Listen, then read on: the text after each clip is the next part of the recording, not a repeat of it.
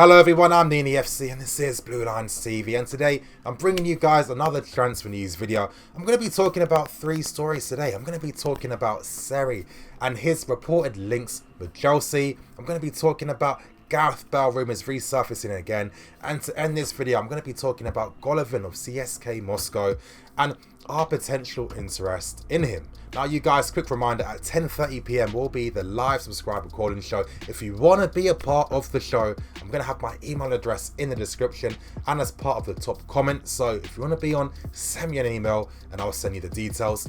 Hit the bell notification button, hit that button, and of course press the like button. Help me get more than 300 likes for this video.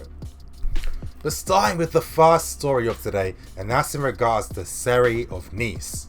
Reports are coming out that we are interested in trying to bring in Seri for next season, and it's come out earlier today that Seri in fact wants to see who the new manager is going to be at Chelsea first before he commits to anything and before he even starts negotiations as well, which is obviously a very smart thing in my opinion. Reports also talk about Man United and Arsenal interest in him, and reports are stating that Seri will be leaving Nice at the end of the season. And just giving some of my thoughts and opinions, well, the first thing I'm going to drop is, I remember when I was doing a live stream, I think a few weeks ago, where people were talking about what type of midfield reinforcement I like to see.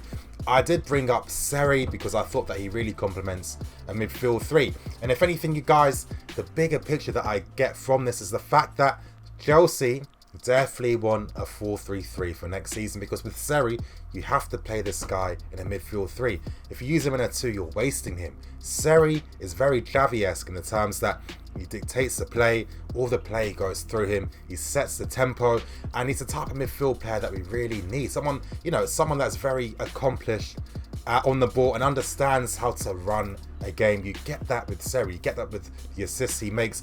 Seri is a type of guy similar to like a Modric as well too, where he normally creates the assist before the assist, if you know what I mean. He usually sets up the play that normally creates these positive things. For me, I think this guy is a very underrated player. It's a shame that he couldn't join Barcelona. I feel that Barca really should have gone for him over Paulinho. Naturally, he's going to be annoyed that that deal did fall through. And if anything, this does bring up another question. Now, we do know that we have very strong interest in Seri. He is our #1 managerial candidate at this moment in time. And for me, if we're targeting Seri, maybe this brings up positives in regards to Seri as well, because Seri seamlessly fits into a Seri system in terms of what Seri likes to have in midfield. Now, at Napoli, Seri has Diarra and he has Jorginho, and these are guys similar to Seri in terms of they like to set the tempo, set the play and control a game. Now, we don't have any midfielder. We have one midfielder in Cesc Fabregas, but with Seri, he does like to have two midfielders of those capabilities, and I really feel that to get Seri ball working, you need to have Seri alongside him. It's pretty funny when you think about, you know, you've got Conte and Kante, how Kante is instrumental in Conte's system, and it'd be pretty funny that Seri would be pretty instrumental for Sari's system for Chelsea next season. But you guys, I do think this is a positive buy, and I think this is a smart piece of business. Moving on to the next story, and that's in regards to Gareth Bale links with Chelsea again. Now, this has been reported by Don Ballon, so make of that what you will. But they're reporting that Real Madrid want to sell Gareth Bale in the summer. He is surplus the requirements at the Bernabeu. Don Ballon actually state that we're leading the race for Gareth Bale, as we have tabled an introductory negotiation offer. They also said that Florentino Perez, the president at Real Madrid, turned down the deal because Real Madrid want about 69 million, which is roughly 80 million euros for Gareth Bale. And Don Ballon aren't just finished there. They're stating that Real Madrid would like to do business with Chelsea because they are very interested in Eden Hazard and Courtois in particular. And they feel that if they did sell Gareth Bale to Chelsea, that's going to give them the advantage when it comes to trying to sign either Hazard or Courtois. Now, this report does come from Guillem Balaguer, and he's stating that Real Madrid in fact will be selling Gareth Bale in the summer, which does make a lot of sense in my opinion. Now, this is the part where I give my thoughts and opinions on this rumour story, whatever you guys want to take from it basically. Now, with Gareth Bale, of course, one thing that does stick out like a sore thumb is the fact that he's very, very injury prone, and I kind of feel that, number one, I don't see us selling either Hazard or Courtois to try and bring in Gareth Bale. I don't see the transfer working like that. I'm not saying it's going to be a swap deal, but I just mean something like when Rooney joined Everton type of thing, and when Lukaku joined Manchester United. Obviously, both clubs had an interest in each club's player, and of course negotiations were very easy and simple because of course there was mutual interest. And I think that's what Real Madrid are hoping to have with Chelsea, but at the same time we have money.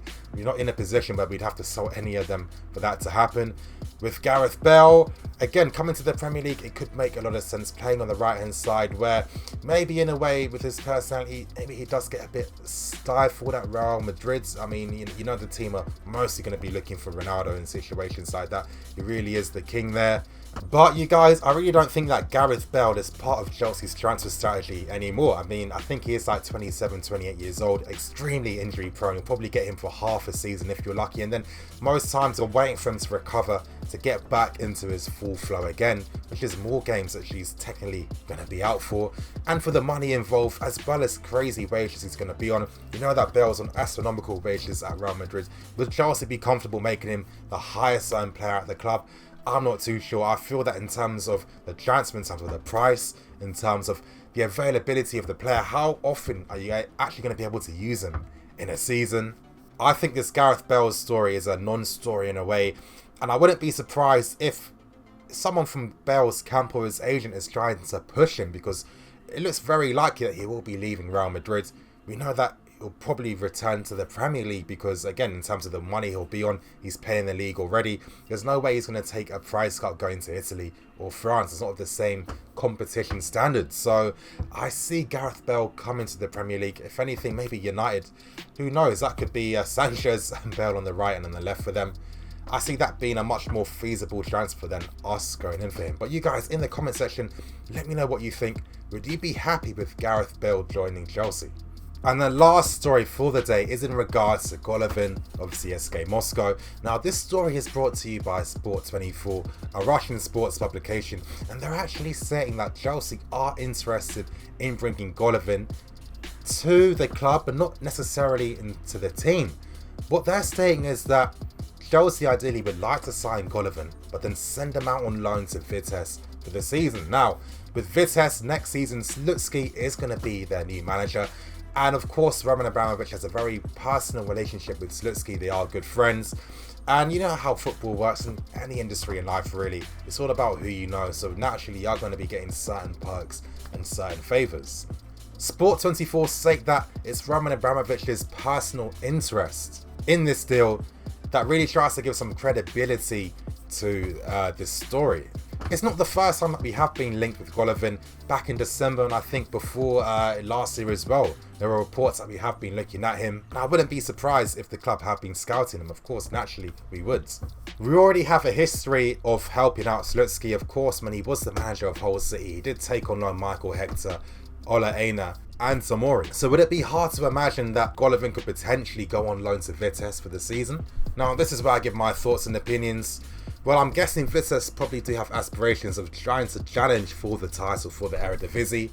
And maybe if they have that type of relationship where they will be getting, let's say, a much more experienced type of player signing for them, that would boost their chances. Would Golovin be happy with a deal like this? I don't think he personally would, unless there are very clear, specific, guaranteed assurances that he would be having a future, or there's going to be something just in his favour. Still, being one of the best players in the Russian league to then sign for Vitesse, who, I think the top 6 team in the Dutch league, I don't really think many players would be too excited of that prospect, unless there's something happening behind the scenes that we don't even know about. Golovin's a decent player. I saw his games against Arsenal. He's one of those De Bruyne-esque type of players, Eriksen type of player, someone that can play in the half spaces. Only with Golovin, he's very good at carrying the ball, he's good at beating his man, and he has very good close control. He is pretty skillful. Would he have a future at Chelsea? Who knows? Let's say Seri hypothetically became the manager. Could he adapt a system in a way without using, let's say, a strict midfield 3? Could he maybe do a Pep Guardiola in regards to, let's say, having number 10s playing that midfield position? Who knows? But honestly, I don't see this transfer going through. I don't think Golovin himself would even be happy with that. I'm not necessarily stating that Sport24 are lying or making this up. No, with how this stuff works, this news could be old. Who knows? But anyway, you guys, that's going to end today's transfer news video. Please like, comment and subscribe. 10:30 PM UK time will be the live subscriber calling. You want to come in, there's going to be my email address in the top comment section. Send me an email and obviously I'll send you the details. Hit the bell notification button, hit it, and of course press the like button. Help me get more than 300 likes for this video. Anyway, you guys, I'm the EFC. This is Blue Lines TV. Signing out.